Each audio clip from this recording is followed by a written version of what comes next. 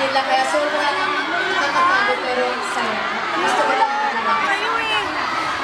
Meron po ba, ano po yung lagi nagpapabalik sa inyo dito sa Pilipinas? Siyempre yung mga fans ko. Mas naghintay sa akin at nag-cheer sa akin lagi. Kaya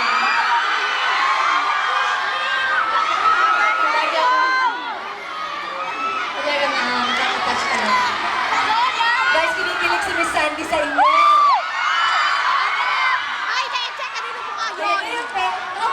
Lagi po kayo bumabalik sa Pilipinas, pero ang tanong ko naman po, saan po kayo sa Korea usually pupunta o tumatambay? Sa Korea, may lang ako. Pero pag may time,